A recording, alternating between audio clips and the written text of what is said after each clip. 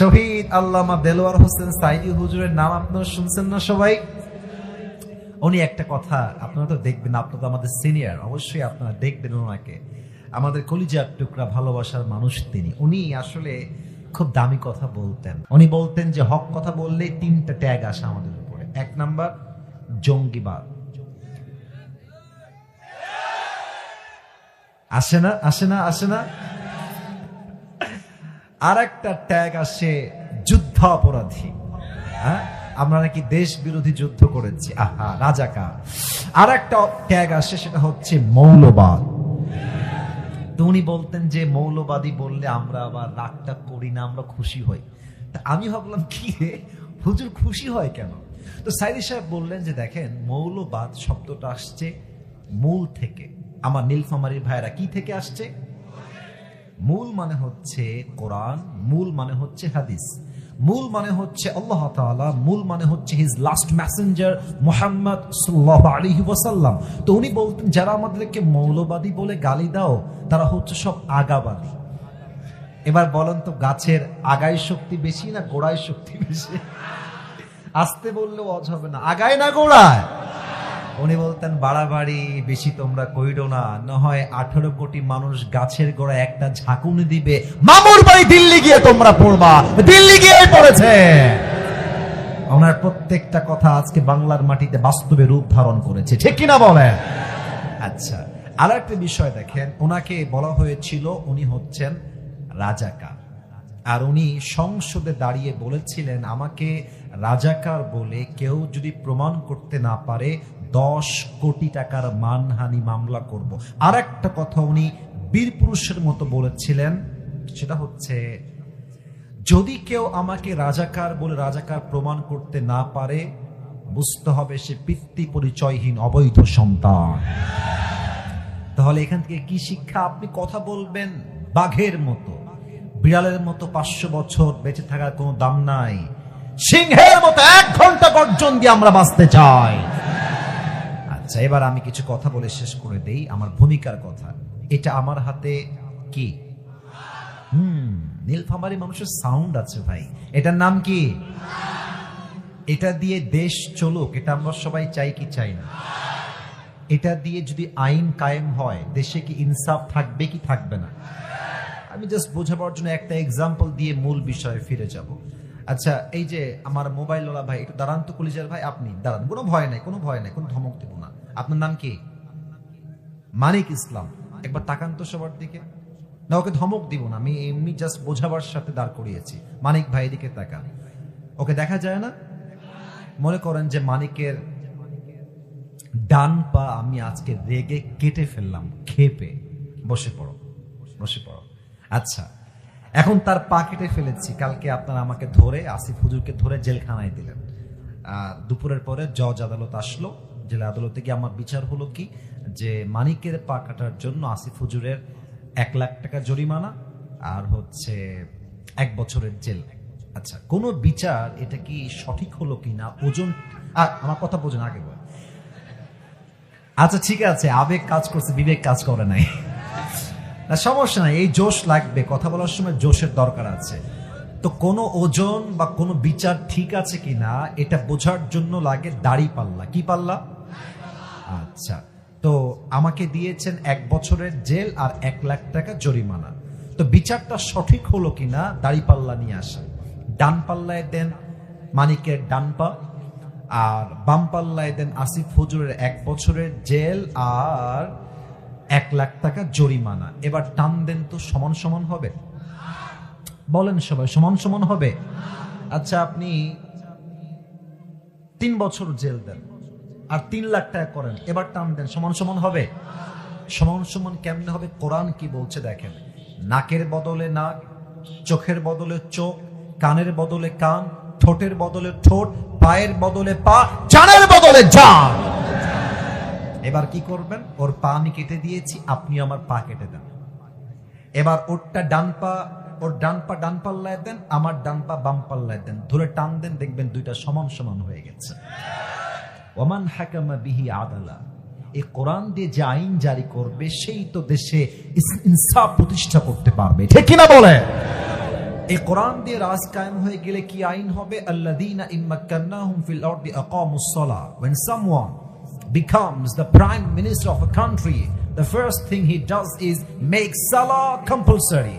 যখনই ইসলামী রাষ্ট্রে কোনো প্রধানমন্ত্রীকে নির্বাচিত হবে, তার প্রথম কাজ হবে নামাজকে আল্লাহর জমিনে বাধ্যতামূলক কায়েম করা। যুবক ভাইরা আমার, অতএব কেউ যদি আগামীতে ইসলামের রাজ কায়েম বাদ দিয়ে, দ্বীনকে কায়েম করা বাদ দিয়ে, আল্লাহর জমিনে আল্লাহ কোন আইনকে বাদ দিয়ে কোন স্বৈরাচারকে আমার দেশের গদিতে বসাতে চায়, আমি আসিফ স্পষ্ট ভাষায় বলতে চাই, আগামীতে স্বৈরাচারকে দমানোর জন্য এই নীলফামারীর জমিন থেকে একটা শহীদ আবু সাঈদ নয়, একটা শহীদ মুগ্ধ নয়, হাজার হাজার যুবক বুকের তাজা রক্ত দেওয়ার জন্য মাথায় কাফনের কাপড় বেঁধে রাস্তায় জীবন দিতে নামবে। 2 হাত তুলে বলো সবাই, এবার ঠিক কিনা?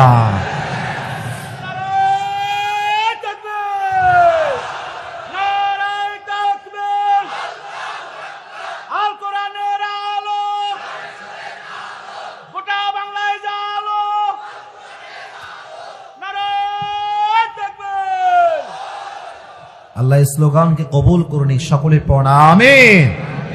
আপনাদের বউ আছে কার কার? একটু হাত তুলেন। বউ আছে? আচ্ছা, বউ থাকলে হাত তুলবেন, বসে পড়েন, হাত নামান, হাত নামান। এবার যাদের বউ নাই, সিঙ্গেল সোনামণি কারা? একটু হাত তুলো তো। আমি বিশ্বাস করি না, মিথ্যা না সত্যি রে ভাই? আপনাদের কারো বউ নাই? Serious serious serious?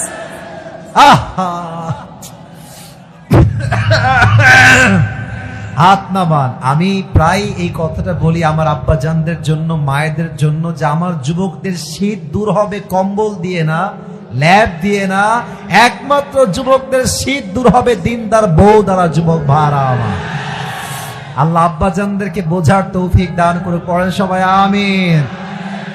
বোঝে না রে, বোঝে না। বিয়ের বয়স যে হয়েছে বাবারা বুঝতে চায় না রে। তবে বাবারা মাঝে মাঝে বুঝলেও কিন্তু কিছু কিছু মেয়ে টাকা ছাড়া আবার বিয়ে বসতে চায় না। যুবক ভাই, অনেক মেয়ে আমাদের দেশে নীলফামারীতে নাই,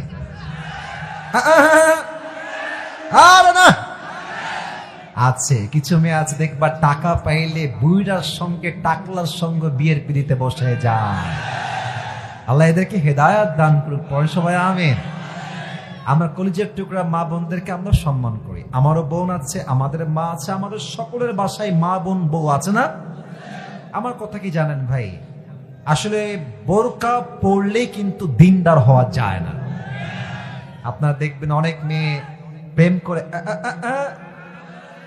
কথা বলছি, দেখবেন যে হাত মোজা পরে, পা মোজা পরে, নিকাব পরে। ওরে বাবা, ইয়ার ये तो अभी कभी जन्नत से भाग के दुनिया में आए हैं।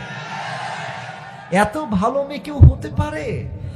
আবার দেখবা যে এই মেয়েটা বোরকা পরেই পার্কে বাদামও খাচ্ছে, প্রেমও করে বেড়াচ্ছে, ঠিক কিনা বলো? তার মানে উপরে ফিটফাট, ভেতরে পুরোটাই সদরঘাট। আল্লাহ এই সমস্ত মেয়েদেরকে হেদায়েত দান করে। পড়া আমিন। আমরা 3টা তাকবীর দিব। প্রথম তাকবীর দিবেন বিবাহিত ভাইয়েরা, দ্বিতীয় তাকবীর দিবেন আমার প্রিয় সিঙ্গেল ভাইয়েরা। I would like to test everyone who is more powerful. কার শক্তি কত বেশি, আজকে একটা পরীক্ষা হয়ে যাবে। বিবাহিত ভাইয়েরা একটা কাশি দেন। আওয়াজ নাই রে। বিবাহিত ভাইয়েরা আরেকবার কাশি দেন। আমার মুরব্বীরা, যুবক ভাইরা যারা বিবাহিত, তাকবীর দেন। লিল্লাহি তাকবীর।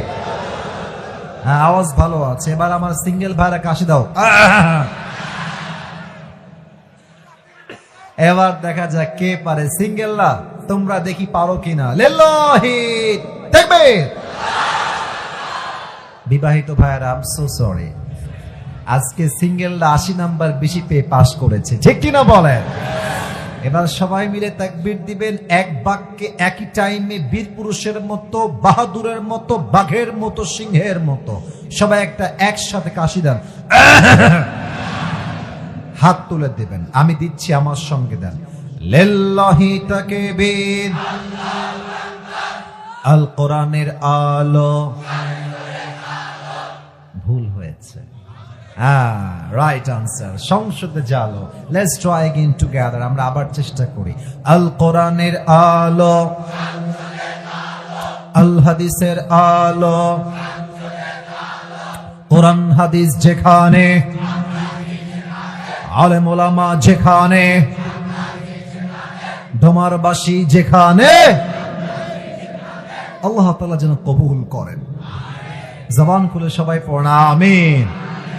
আমি আবরারুল হক আসিফ আজ অল্প সময়ে একটি বিষয়কে হাইলাইট করতে চাই কোরআন থেকে, হাদিস থেকে, এবং আমি আপনাকে ইনশিওর করতে চাই আজকের পরিবেশ সবচেয়ে চমৎকার, সবচেয়ে সুন্দর। এবং আমি চাই যে এই মাহফিলটা আজকেই ইতিহাস হবে তা নয়, কালকে এটা ফেসবুকে, ইউটিউবে আপলোড যাবে, এটা পুরো দেশ ভেবে এটা ঐতিহাসিক মাহফিল হয়ে থাকবে। আমরা চাই কি চাই না? সবাই বলেন দিল থেকে ইনশাআল্লাহ। মনোযোগ বাড়ায় দেন সবাই, মেহেরবানি করে আমার চোখে চোখ রাখেন। আর আমি যখন ঠিক বলতে বলবো তখন কথা বলবেন, আদারওয়াইজ কোনো কথা বলা যাবে না। আজ আলোচনার সেন্ট্রাল থিম বা সাবজেক্ট ম্যাটার হচ্ছে the life of hair after, পরকালের জীবন। বলেন সবাই, কোথাকার জীবন?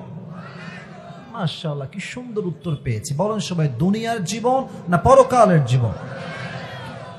এবার আমাকে কিছু উত্তর দেন প্রিয় ভাইরা। আমরা যে এখানে জীবিত এসেছি, বাসায় যে জীবিত ফিরে যাব, do you have any guarantee about it? কোনো গ্যারান্টি কি আপনাদের কারো কাছে আছে?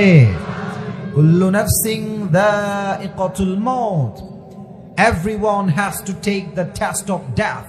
প্রতিটা মানুষকে মৃত্যুর স্বাদ গ্রহণ করাবে এক সত্তা। আওয়াজ দিয়ে বলেন সবাই, তিনি কে?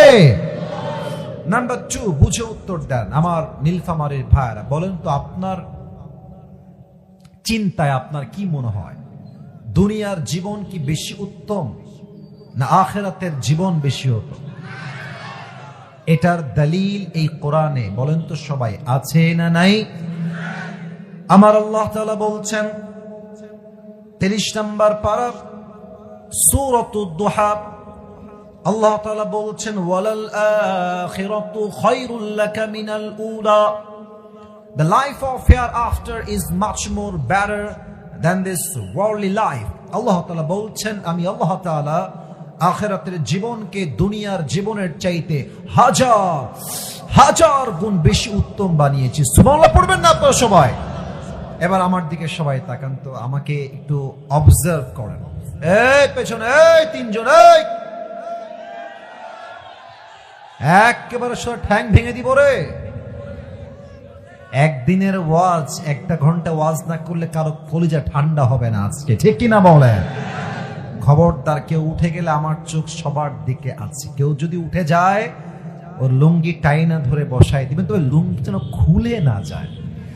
সবাই তাকবীর দেন, লিল্লাহি তাকবীর। মুরব্বীরা, যুবক ভাইরা, আমার দিকে তাকান তো, আমাকে দেখে আপনাদের আনুমানিক আমার বয়স কত হতে পারে বলে আপনার মনে হচ্ছে?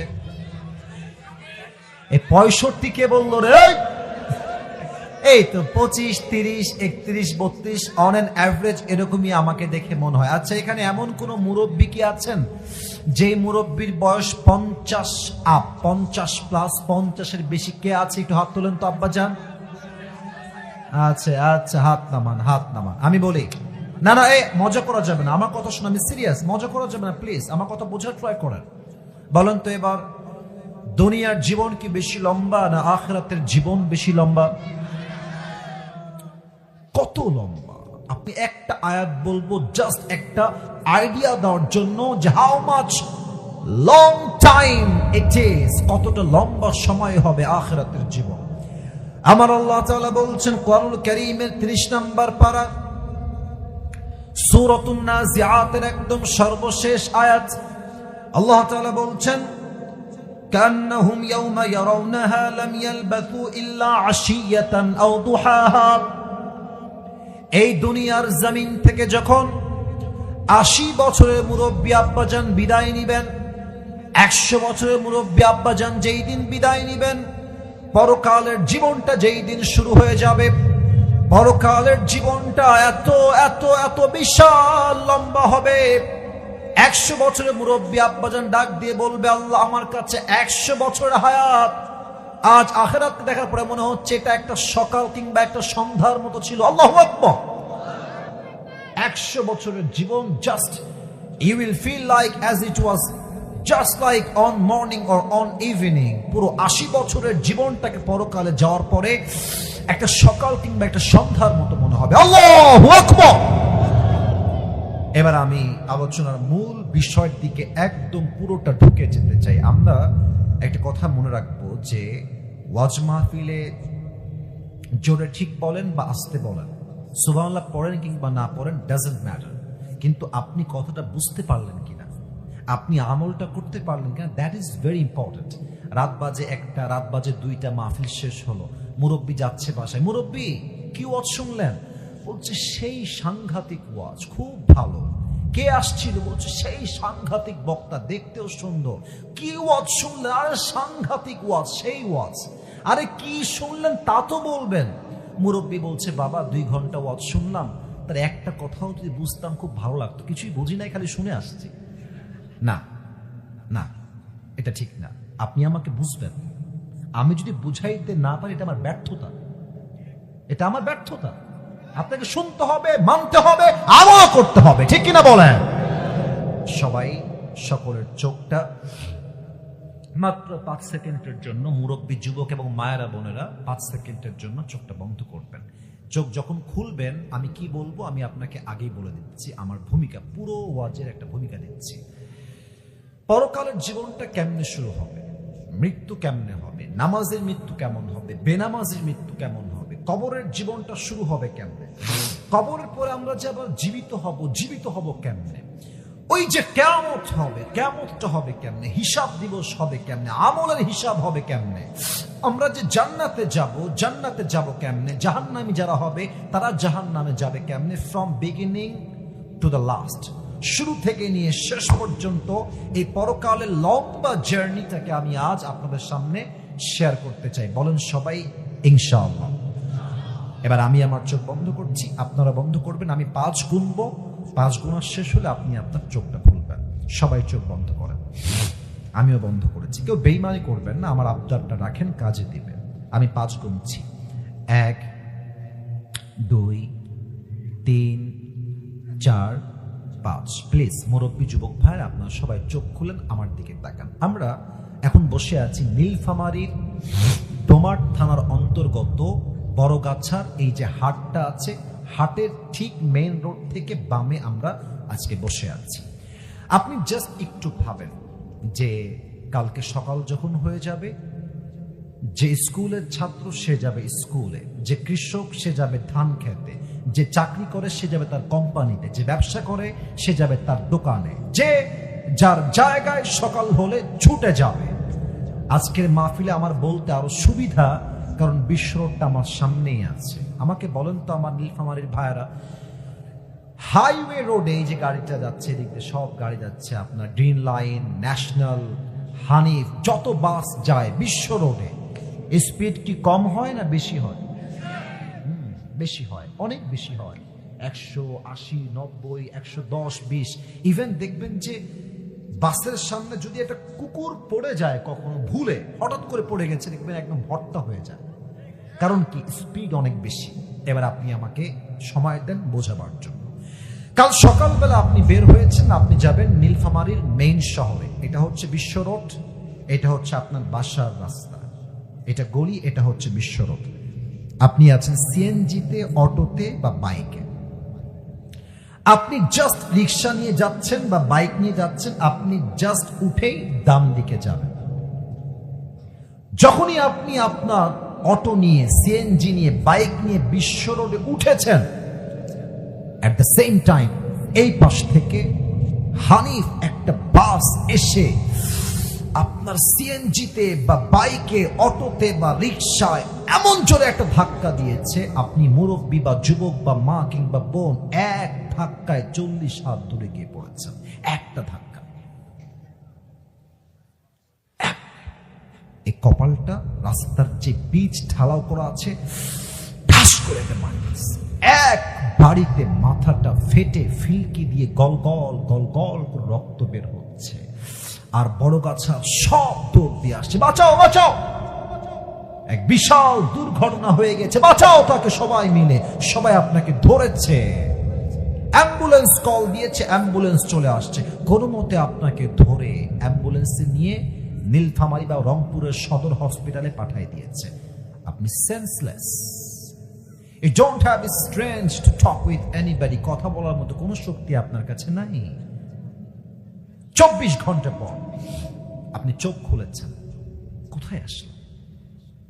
দেখছেন যে রুমে আপনি আছেন, রুমের ছাদ সাদা, দেওয়াল সাদা, যেই বিছানায় আপনি শুয়ে আছেন বিছানার রংটাও সাদা, বালিশটাও সাদা, ফ্যানটাও সাদা, everything is just looking like a white colour. সবই হচ্ছে সাদা রং। আপনার মাথায় চিন্তা আসছে, আমি আসলে ছিলাম কোথায়, আমি আসলাম কোথায়?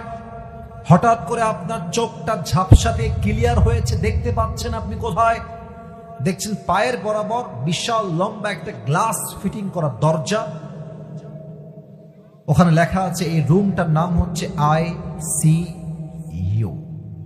কখন নিয়ে যাওয়া হয় আইসিইউতে? যখন মানুষটার বাঁচার কোনো আশঙ্কায় আর থাকে না, জীবনের শেষ মুহূর্ত। তখন মুরব্বী আব্বাজান, যুবক ছেলেটা, মেয়েটা, বোনটা একটা চিন্তা করবে, ইস, মুরব্বী ভাববে সারাটা জীবন কি করলাম, কার জন্য সুদ খেলাম, কার জন্য হারাম খেলাম, কোন বইয়ের জন্য হারাম চাকরি করলাম, ইস যদি আমি সুদ না খেতাম, ইস আমি যদি ঘুষ না খেতাম। প্রত্যেকটা যুবক সেই দিন আইসিইউর বেডে একটা কথা ভাববে যে আল্লাহ, ইস আমি পর্নোগ্রাফি কেন দেখলাম, আমি হারাম গান কেন এই কান দিয়ে শুনলাম, আমি হারাম প্রেম কেন করলাম। প্রত্যেকটা মেয়ে ভাববে, ইস আমি বোরকা কেন পরলাম না, পর্দা কেন করলাম না, মুখটা আমি কেন ঢাকলাম না, আমি নবীর সুন্নাহের আদর্শমান কেন হলাম না। আফসোস শুরু হয়ে যাবে। হঠাৎ দেখবেন আপনার রুমের জানালার থেকে একজন যুবক আকাশ থেকে জমিনে নেমে আসছে। এবার বলেন তো, যে আকাশ থেকে নেমে আসে সে কি মানুষ হয় না ফেরেশতা হয়? এবার তো উত্তরটা জোরে চাই, মানুষ হয় না ফেরেশতা হয়?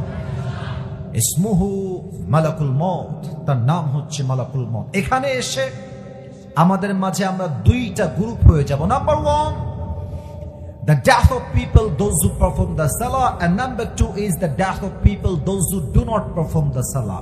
এক হচ্ছে নামাজি বান্দার মরণ, আর এক হচ্ছে বেনামাজি বান্দার মরণ। নীলফামারীর ভাইরা কলিজা আঘাত করবে প্রত্যেকটা হাদিস আপনার, প্লিজ মনোযোগটা বাড়ায় দেন।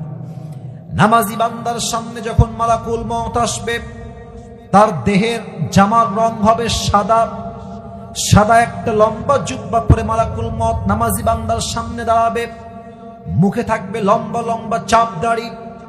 নামাজি বান্দাকে মালাকুল মউত ডাক দিয়ে বলবে, ইয়া আইয়াতুহান নাফসুল মুতমাইন্না উখরুজি ইলা মাগফিরাতিল্লাহি ওয়া রিজওয়ানিহি, এই প্রশান্ত আত্মা বের হয়ে আসো, আল্লাহর জান্নাত তোমার জন্য অপেক্ষায় আছে। সুবহানাল্লাহ পড়বেন না আপনারা? আচ্ছা আমার হাতের দিকে তাকান, এইটা আমার হাতে কি দেখা যায়, এটার নাম কি? আওয়াজ কমে গেল, এটার নাম কি? আচ্ছা বলেন তো, এটা কি গোল না চারকোনা? চারকোনা। হাদিসটা বলি, কাফাম মিন নাফানিল জান্নাহ ওয়া হানুত মিন হানুতিল জান্নাহ। আল্লাহর হাবিব বলেছেন, নামাজি বান্দার রূহকে কবজ করবার জন্য আল্লাহ তাআলা জান্নাত থেকে একটা রেশমি রুমালের কাপড় দুনিয়াতে পাঠাই দিবে। বলেন সবাই সুবহানাল্লাহ। এটা হচ্ছে নামাজি বান্দার মরণ। আর বেনামাজির মরণ হবে বড্ড ভয়ঙ্কর। যারা বেনামাজি এখানে বসে আছেন, কান খাড়া করেন, দিল খাড়া করেন। বেনামাজির সামনে মালাকুল মউত যখন আসবে, তার দেহের রং হবে নীল, ব্লু কালার। তার দেহের পোশাক হবে কালো কুচকুচে, চোখ হবে বিশাল লম্বা লম্বা লাল লাল চোখ, পা থাকবে জমিনে, হেড তথা মাথা থাকবে আকাশ বরাবর, বিশাল লম্বা দেহ হবে মালাকুল মউতের। এই কুৎসিত চেহারা আর লম্বা দেহ দেখে বেনামাজির পুরো দেহটা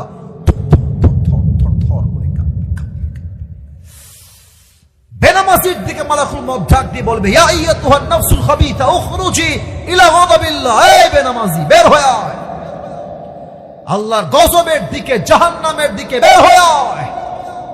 বেনামাজি একটা ধমকে আজরাইলের তার রূহটা বের হয়ে একবার ডান দিকে দৌড় দিবে, আরেকবার বাম দিকে দৌড় দিবে, আরেকবার পেছনের দিকে দৌড় দিবে। মালাকুল মউতের হাতে ধরা দিতে চাইবে না। এবার আমার বাম হাত দেখেন, মালাকুল মউত যে দেখবে যে আত্মা পালাচ্ছে, একবার বামে ডানে পেছনে, পেছন থেকে এমনি হাতটা দিয়ে এক থাবা দিবে বেনামাজির রূহের দিকে।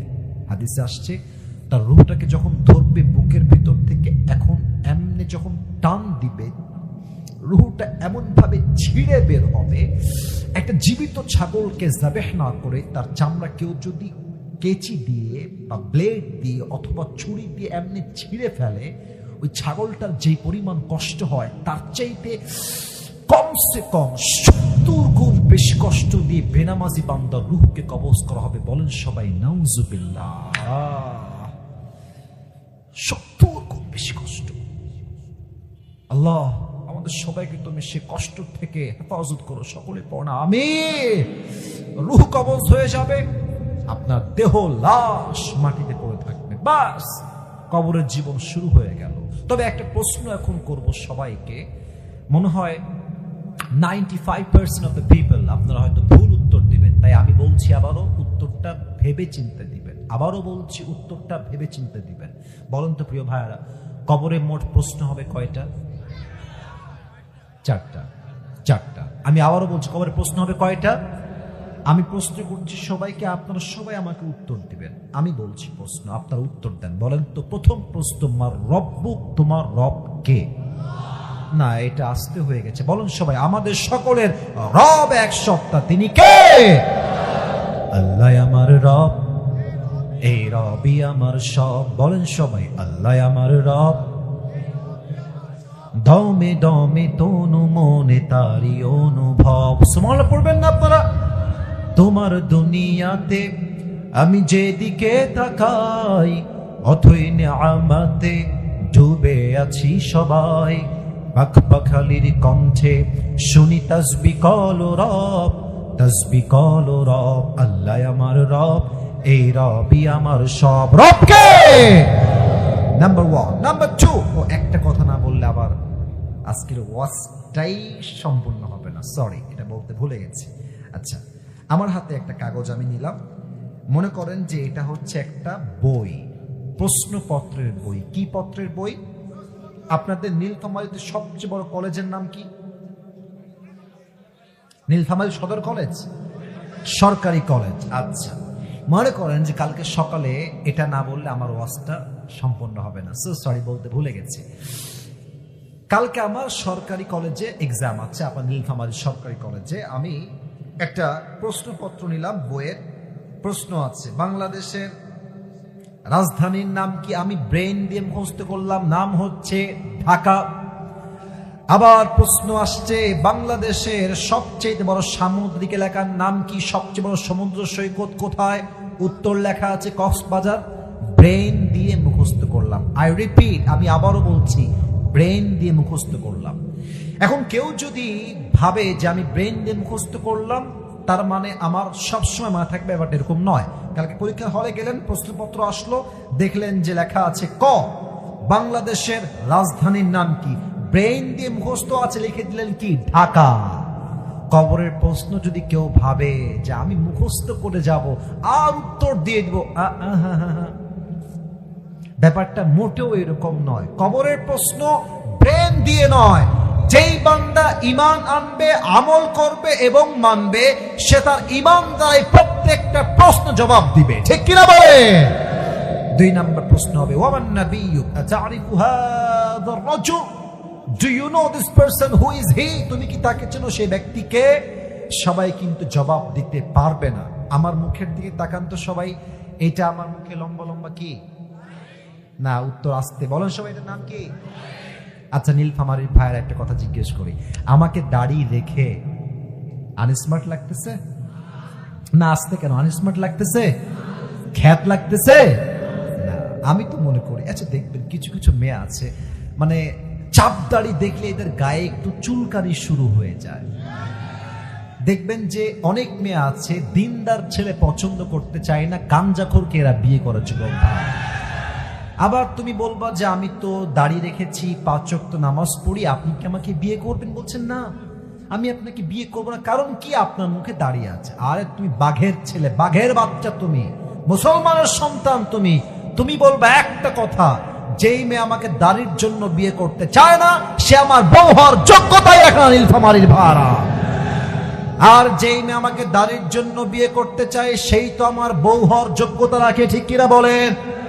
এবার বলেন তো, আমার নবীর মুখে লম্বা লম্বা দাড়ি ছিল কি ছিল না?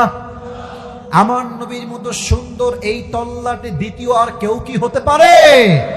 যাদের চেয়ে সুন্দর তুমি, নবী আমার কামলিওয়ালা, দো জাহানের বাদশা তুমি, প্যারা নবী সাল্লাল্লাহু আলা, দো জাহানের বাদশা তুমি, প্যারা নবী সাল্লাল্লাহু আলা, যাদের চেয়ে সুন্দর তুমি, নবী আমার কামলিওয়ালা। সুবহানাল্লাহ পড়বেন না আপনারা সবাই? 2 নম্বর প্রশ্ন শেষ। 3 নম্বর, ওয়ামা দীনুক, তোমার ধর্মের নাম কি? বলেন সবাই, আমাদের ধর্মের নাম কি? আমাকে একটু বাঘের মতো বলেন তো, আমরা সবাই হিন্দু না মুসলমান? বৌদ্ধ না মুসলমান? খ্রিস্টান না মুসলমান? মুসলমান বলে আজকে ভারতরা ভাবে যে আরে এরা তো ভদ্র ঘরের ছেলে, এরা আমাদের কিছুই ছিঁড়তে পারবে না। একটু বাজে ভাষায় বললাম, রাগ করবেন না। আমরা কি ছিঁড়তে পারি না পারি? জিহাদ করলে বুঝবা কার গায়ের জোর কত, কার ইমানের জোর কত।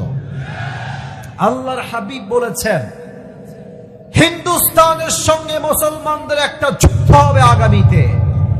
সেই যুদ্ধে মুসলমানরা যদি অংশগ্রহণ করতে পারে, যে মুসলমান তাজা রক্ত দিয়ে শহীদ হবে, সে আল্লাহর জান্নাতে প্রবেশ করবে। ঠিক কিনা বলেন সবাই? অতএব ভারতের রক্তচোষা মুসলমানদেরকে হত্যাকারী পিশাচ নরেন্দ্র মোদীকে বলতে চাই, যদি জিহাদ করতে চান আসেন, মাঠে নামেন। একটা ইমানদার যুবক 1000 কাফেরদের বেশি শক্তিশালী হবে যুবক ভাইরা। ঠিক কিনা বলেন?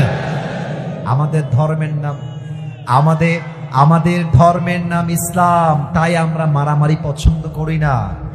না হয় ভারতকে তাদের 7 সিস্টার্স উড়াইতে আমাদের চুল পরিমাণ সময় লাগবে না। ঠিক কিনা বলে? আমাদের ধর্মের নাম হচ্ছে ইসলাম। 3টা উত্তর যখন শেষ হয়ে যাবে, ফেরেশতা বলবে আজীব কথা, একটাও আটকায় না, প্রথমটাও আটকায় না, দ্বিতীয়টাও আটকায় না, থার্ডটাও আটকায় না। Hey man, how do you know that your Lord is Allah subhanahu wa ta'ala? How do you know that your prophet is last messenger? How do you know that your religion is Islam? তুমি জানো কেমনে এতগুলো উত্তর? Man, ওয়ামা ইলমুক, তোমার জ্ঞানের উৎস কোথায়? আমি দেখাইছি, বলো সবাই কোথায়? যখন বলে ফেলবেন আমার জ্ঞানের উৎস কোরআন, আল্লাহ বলবে এই ফেরেশতা স্টপ, আর না, থামো। এই মুহূর্তে আমার বান্দার কবরটাকে তোমরা জান্নাতের বাগান বানায় দাও। তোমরা আমার বান্দার কবরটাকে 70 গজ লম্বা করে দাও। তোমরা আমার বান্দার কবরটাকে জান্নাতের সুঘ্রাণ দ্বারা সুঘ্রাণ করে দাও। পরে সবাই সুবহানাল্লাহ। এবার সবাই 2 হাত তোলেন, সবাই এভরিওয়ান, সবাই 2 হাত তোলেন। আমি কিছু প্রশ্ন করতে চাই, উত্তর দেন। আমরা আজকে ওয়াজ শুরু করেছি 11টার সময়, 12টা বেজে গেছে আমি দেখতে পাচ্ছি। আমি চাই 1 ঘন্টা নয়, আরো বেশি 12টার পরেও আজকে ওয়াজ হবে। আপনারা সবাই থাকবেন তো ইনশাআল্লাহ? আমাকে সবাই ওয়াদা দেন, বলেন সবাই হুজুর। জোরে বলেন সবাই হুজুর। আমরা নীলফামারীর সন্তান, আপনাকে জোরে বলেন ওয়াদা দিলাম, আজ দোয়া না করে আমরা কেউ বাসায় এমনি বলবেন যাব না। বলেন সবাই হাত তুলে ইনশাআল্লাহ। এবার আমি পরকালের মূল জীবনটাকে হাইলাইট করব, তবে একটা তাকবীর দিতে চাই বাঘের মতো, লিল্লাহি তাকবীর। পরকালের জীবনটা হচ্ছে মোট 3 ভাগে বিভক্ত। বলেন সবাই কয়টা ভাগ? 3টা। 1 number, if you believe in life of hereafter, then you must have to believe in on the day of resurrection. যেই দিন আপনার মরণ হয়ে যাবে ওই দিনটাই শেষ দিন নয়।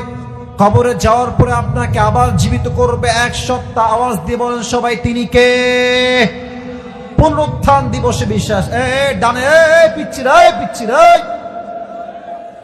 একদম বসো, ওখানে বসো।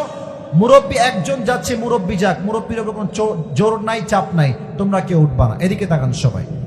1 হচ্ছে পুনরুত্থান দিবসে বিশ্বাস, 2 হচ্ছে হিসাব দিবসে বিশ্বাস। বলেন তো সবাই, জান্নাতে যাওয়ার জন্য 100 আমলে কত আমলের দরকার? 51। মাশাআল্লাহ। আবার বলেন তো 100 লাগবে কত? 51। আল্লাহ বলবে এই অমুক বান্দার আমলনামা ওজন দাও। আমার ডান হাত দেখেন, বাম হাত দেখেন, এটা হচ্ছে ডান আমল, এটা হচ্ছে বাম আমল। 2টা আমল ওজন দেওয়া হবে। ডান আমলটা যদি বাম আমলের চাইতে একটু চুল পরিমাণ ভারী হয়ে যায়, আল্লাহ বলবেন ফাহুয়া ফি ঈশাতির রাদিয়া। যেহেতু আমার বান্দার আমলনামা হালকা পরিমাণ ভারী হয়ে গেছে, আমি আল্লাহ বান্দার জন্য জান্নাতকে ঘোষণা করে দিলাম। বলেন সবাই সুবহানাল্লাহ। তবে একটা অবাক করা ঘটনা বলবো এখন। একজন বান্দা কিয়ামতের দিন দাঁড়াবে যার আমলনামা 50-50 হয়ে যাবে। এটাও 50, এটাও 50। এবার বুঝে থাকলে উত্তর দেন তো, জান্নাতে যাওয়ার জন্য এই বান্দার আমল লাগবে আর মোট কয়টা? বলেন সবাই কয়টা? সে বলবে কোনো টেনশন নেই, আমার বাপ তো এখানেই আছে, আব্বা আমাকে একটা আমল দাও, একটা আমল হলেই তোমার ছেলে আজকে জান্নাতের বাসিন্দা হয়ে যাবে। এটা আমি শুনেছিলাম পাকিস্তানের একজন টপ ফেমাস স্কলার, তার নাম হচ্ছে মাওলানা তারিক জামিল। উনি বললেন যে যুবকটা ভাববে যে আমার বাপ তো আমাকে একটা আমল এমনি দিবে, আমার বাপ লাগে আব্বা, मुझे बस एक अमल की जरूरत है, अगर एक अमल मिल जाए तो मैं जन्नत में चला जाऊंगा। আব্বা আমাকে একটা আমল দাও, দিলেই আমি জান্নাতি। আব্বা বলবে কিসের আব্বা? একদম হাসবেন না, এটা হাসির কথা না। কিসের আব্বা? কে তোমার আব্বা? আমার তো দুনিয়ায় কোনো বউ ছিল না, ছেলে আসবে কই থেকে? ও খরচ, গেট আউট, বের হয়ে যাও। যুবক বলবে আব্বা তুমি কি আমাকে একটা আমলের জন্য চিনতে পারছো না? একটা আমল? আব্বা বলবে আবার কিসের বাবা? বের হও, কোনো বাবা নাই, বের হও। যুবকটা লজ্জায় মাথা নত হয়ে যাবে, মায়ের কাছে আসবে, মা তোমার ছেলে আজ একটা আমল পেলেই জান্নাতি। মা মুঝে বাস এক আমল কি জরুরত है, एक আমল दे दो मैं आज जन्नती हो जाऊंगा। মা বলবে কে ছেলে, কে মা? আমার তো স্বামী ছিল না, বের হও, কোনো আমল নাই, বের হয়ে যাও। এবার যুবকটা বউয়ের কাছে আসবে, ডাক দিয়ে বলবে বউ আমার, তুমি আমার কলিজার টুকরা বউ ছিলাম, তোমাকে খুশি করার জন্য, সন্তানকে খুশি করার জন্য আমি কত কাজ না করেছি, আজ আমার একটা আমল লাগবে, একটা আমল হলেই তোমার স্বামী জান্নাতি, প্লিজ মুঝে এক আমল দে দো, বাস এক আমল কি জরুরত है मुझे। বউ বলবে কিসের স্বামী, বের হ, আমার তো দুনিয়ায় বিয়ে হয়নি, স্বামী আসবে কই থেকে, বের হয়ে যাও। যুবকটা হতাশ হয়ে চুপচাপ বসে যাবে। আর একজন ভাই আসবে, সে বলবে এই ভাই কি সমস্যা তোমার, হতাশ কেন তুমি, কি দরকার আমাকে বলো। বলবে আরে তোমার মাথা ঠিক আছে, বাপ দেয় না, মা দেয় না, বউ দেয় না, তুমি বের হও এখান থেকে, তুমি আমাকে হেল্প করতে পারবো না। ভাই আরে ভাই বলবেন তো কি লাগবে। তো অনেক কাকুতির পরে সে বলবে ভাই मेरी जो अमल है वो 50-50 हो गई है, अगर मैं जन्नत में जाना चाहूं तो मुझे बस एक अमल की जरूरत है, एक मिल जाए बस मैं जन्नती हो जाऊंगा। একটা আমল লাগবে আপনার? বলছে হ্যাঁ। বলছে ওই একটা আমল আজকে আমি আপনাকে দান করব। জোরে সোরে বললেন সবাই সুবহানাল্লাহ। আরে ভাই আপনি কি মাথা ঠিক আছে? বাপ দেয় না, মা দেয় না, আপনি কে? আরে ভাই আপনি নিবেন কিনা তাই কম। আরে দেন দেন, আমার তো লাগবে, দেন দেন। একটা আমল নিয়ে সোজা রবের কাছে দৌড় দেবে, আল্লাহ এই দাও, একটা আমল নিয়ে আসছি, আমাকে জান্নাত দাও। আল্লাহ বলবে, এই তোকে একটা আমল কে দিল রে আজকে? तेरी माँ ने नहीं दिया, बाप ने नहीं दिया, भाई ने नहीं दिया, बीवी ने नहीं दिया, बेटे ने भी नहीं दिया, तुझे आज एक अमल किसने दे दिया? के दिए एक अमल? बोले अल्लाह हादा अखी, ए अमर भाई जिसने मुझे आज एक अमल दिया है, अमर এই ভাইটা আমাকে আজকে একটা আমল দিয়েছে। তো তারিক জামিল বললেন যে যুবকটার এই কথার পরে আল্লাহ বলবে, এই বান্দা तेरा दिमाग तो ठीक है, बाप ने नहीं दिया, माँ ने नहीं दिया, भाई ने नहीं दिया, तू कौन होता है एक अमल देने वाला? क्या बात है, কেন দিলি তুই একটা আমল? ওই বান্দা ডাক দিয়ে বলবে, আল্লাহ আমি হলাম এমন একজন হতভাগ্য বান্দা, আমার আমল নামায় আছেই মাত্র একটা আমল। আছেই কয়টা? अगर ये है तो भी मैं जहन्नम में जाऊंगा, अगर नहीं है फिर भी मैं जहन्नम में जाऊंगा। तो मैंने सोचा कि अगर मेरी एक अमल के जरिए से मेरी कोई भाई जन्नत में चला जाए तो इसमें कौन सी बुरी बात है? আমি একটা আমল দিলে যদি আমার ভাই জান্নাতি হয় তো আমার দোষ কোথায় দিতে? আমি মেহেরবানি করে দয়া করে একটা আমল আমার ভাইকে দান করে দিয়েছি। আল্লাহ বলবে, তুমি কি আমার চাইতে বেশি দয়াময় হতে চাও? নো, আনার রহমান, আনার রহিম, I am the most merciful, I am the most gracious, I am the most kindful Lord. मुझसे बड़ा मेहरबान कोई नहीं हो सकता।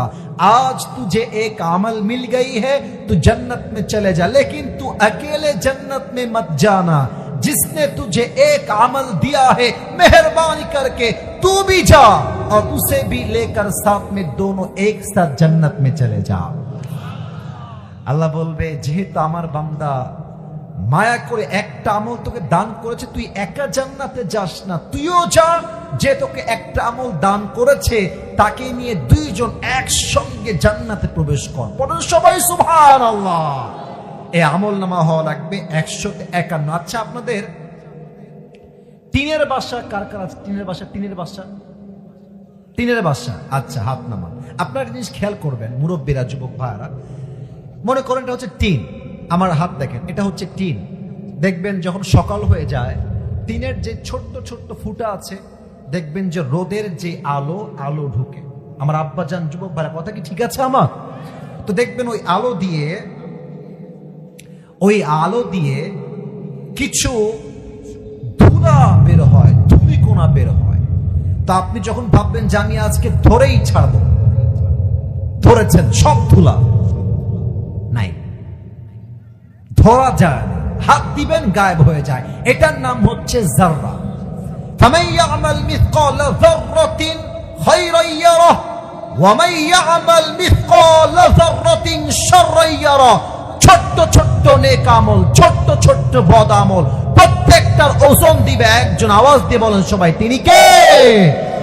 তবে আল্লাহর হাবিব বলেছেন, আউয়ালু মা ইউহাসাবু বিহিল আবদু ইয়াউমাল কিয়ামাতি আস-সালাত। কিয়ামতের দিবসে প্রথম হিসাব নামাজের নিবে একজন। আওয়াজ দিয়ে বলেন সবাই, তিনি কে? মিজানুর রহমান আজহারী হুজুরের নাম শুনেছেন না? আপনাদের নীলফামারীতে তো আসছিল উনি, তো আশা করছি এবারও তিনি নীলফামারীতে আসবেন। যদি নীলফামারীতে নাও আসেন, রংপুরে আসবেন। এবং আমাদের বিশ্বাস, নীলফামারীর প্রত্যেকটা যুবক রংপুরে হুজুর মাহফিল ছুটে যাবে, যুবক ভাড়া, ঠিক আছে কিনা বলো? তো আপনারা সবাই জানেন যে আজহারী সাহেব এবছর ফিরে এসেছেন, আজকে এসেছেন। কাল থেকে তার মাহফিল শুরু হবে কক্সবাজার পেকুয়ার থেকে। আসলে আজহারী সাহেবের নাম নিয়েছি মূলত অন্য কোনো বিষয় না, আমি এই আখিরাতকেই হাইলাইট করতে চাই, তাই নামটা নিয়েছি। একটা বিষয় এখানে জড়িত আছে। যুবক যারা এসেছেন, আপনারা সবাই জানেন যে মিজানুর রহমান আজহারী হুজুর একজন নানা ছিলেন, তার নাম হচ্ছে গোলাম সরওয়ার সাইদি হুজুর। নাম শুনছেন না আপনারা অনেকে? গোলাম সরওয়ার সাইদি হুজুর, উনি প্রায় জুমার খুতবা দিতেন। তো উনি জুমার খুতবায় একটা কথা প্রায় বলতেন, আমি এটা কোট করছি আজকে নীলফামারীর মাটিতে। উনি প্রায় বলতেন যে নামাজ নাই যার, ঈমান নাই তার। নামাজ নাই যার, মুসলমান হিসেবে পরিচয় দেওয়ার অধিকার তার নাই নীলফামারীর ভাড়া, ঠিক কিনা বলে? বলেন তো আপনার সবাই, ইসলামের দ্বিতীয় খলিফা তার নাম কি ছিল? আরে ভয় কেন, বলেন সবাই, নাম কি ছিল?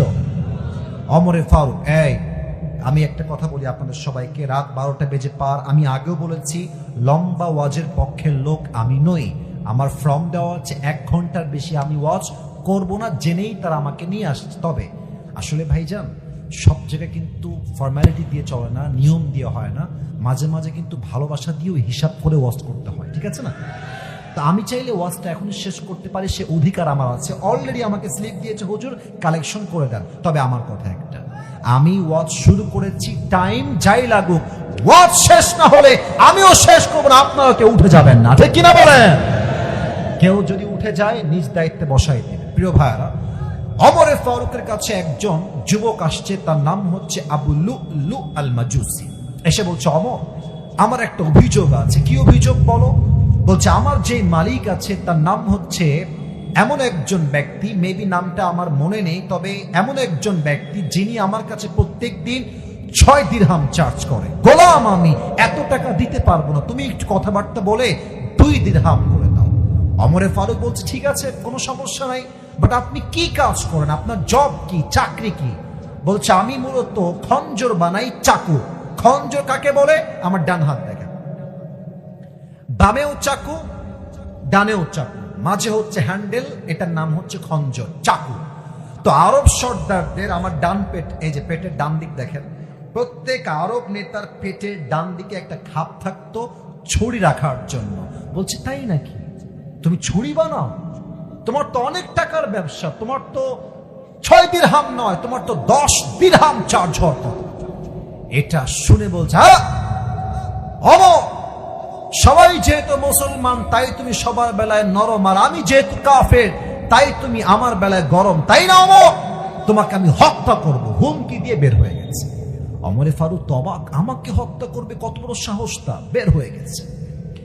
এবার ওই কাফের বের হয়ে, বিশাল লম্বা রাত, ঠান্ডার রাত, ওমরকে হত্যা করবার জন্য বিশাল লম্বা একটা চাকু বানিয়েছে, বিশাল লম্বা একটা খঞ্জর। খঞ্জরটা বানিয়ে পেটের ডান দিকে রেখেছে। শীতকালে ঠান্ডা লাগলে আমরা এমনি কি মুড়ি দেই? চাদর। আমার চেহারা দেখেন, চাদরের উপরি ভাগটা এইভাবে নিয়ে আসছে। আমি প্র্যাকটিক্যালি বোঝাবার ট্রাই করছি হাদিসটাকে। এমনি দিয়েছে মেয়েদের নেকাবের মতো, আর ডান বাম্পারটা এমনি ঝোলানো, আর ডান দিক থেকে চাদরটাকে নিয়ে, এখান থেকে নিয়ে পুরো মুখটা ঢেকে দিয়েছে। No one can see his face except his eyes. চোখ ছাড়া মুখ দেখা যায় না। মুনাফিকের রূপে ছদ্মবেশে ওমরে ফারুকের পিছনে মুসল্লি সেজে আসছে। ওমরে ফারুক ইমাম হয়ে আসছেন, ডাক দিয়ে বলতে, সাহাবা একরাম শোনো, সফু সুফুফাকুম, কাতার সোজা করো, কাঁধে কাঁধ মিলিয়ে দাঁড়াও। আল্লাহু আকবার, سبحانك اللهم وبحمدك وتبارك اسمك وتعالى جدك ولا إله غيرك الحمد لله رب العالمين الرحمن الرحيم مالك يوم الدين। ওমর ফারুক সূরা ফাতিহা পড়েছেন, কিরাত পড়েছেন। আল্লাহু আকবার। ওমর ফারুক রুকুতে গিয়েছেন, তাসবিহ পাঠ করেছেন, সামি আল্লাহু লিমান হামিদা বলে যখন উঠবেন, পেছন থেকে ওই কাফের আবু লুলু আল মাজুসি চাদরটাকে এমনে ধরে ঠাস করে উড়াই দিয়েছে, আর পেটের ডান দিক থেকে লম্বা ছুরি বের করে ওমরের সামনে আসছে। এসে চাকুটাকে এমনে ধরে সোজা ওমরের পেট বরাবর এমনে একটা আঘাত দিয়েছে।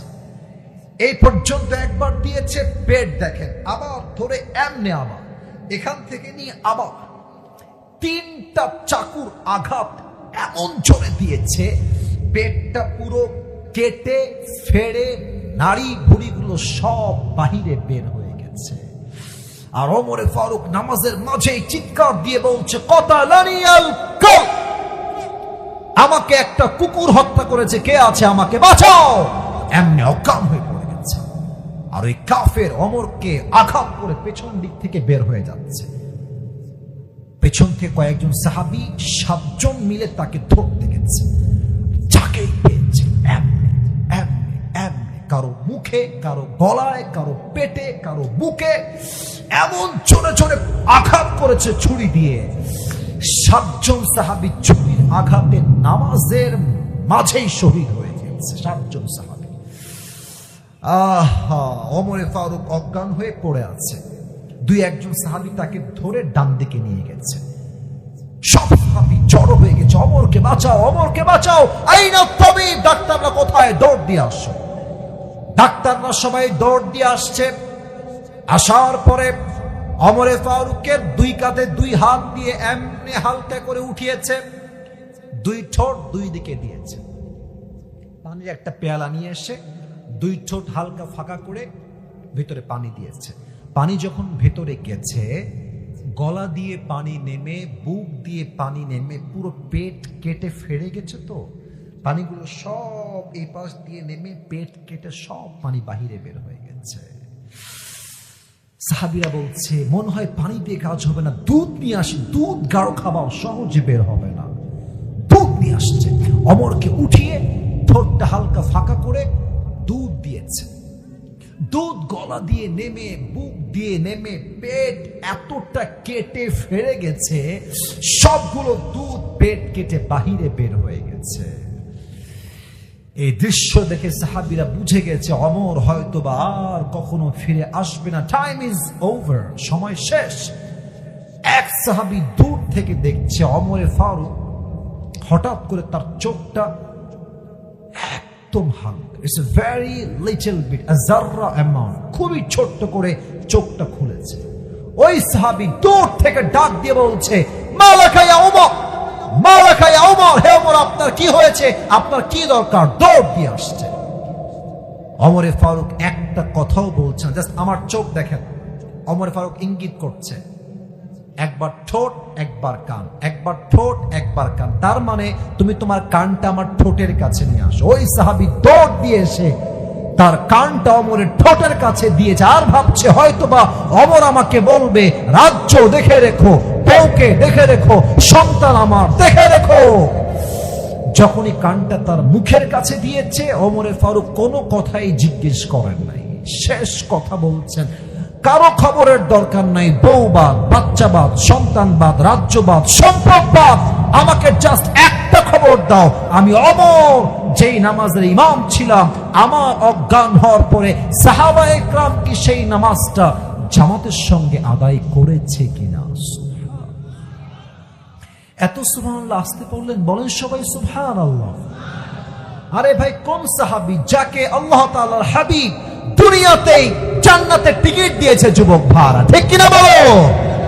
সেই সাহাবী মৃত্যুর আগ মুহূর্তে নামাজকে ভুলে নেয়। আমার লজ্জা লাগে বলতে, আজান হচ্ছে মসজিদে, যুবকরা মোড়ে মোড়ে দাঁড়িয়ে কেউ টিকটক বানাচ্ছে, কেউ পাবজি ফ্রি ফায়ার খেলছে, আর আজানের সময় চায়ের দোকানে হিন্দি গান বাজতেছে, মুরব্বীরা পায়ের উপরে পা তুলে বিড়ি টানছে আর মুভি দেখছে যুবক ভাড়া, ঠিক কিনা বলো? কোন মুসলমান ঘরের সন্তান আমরা?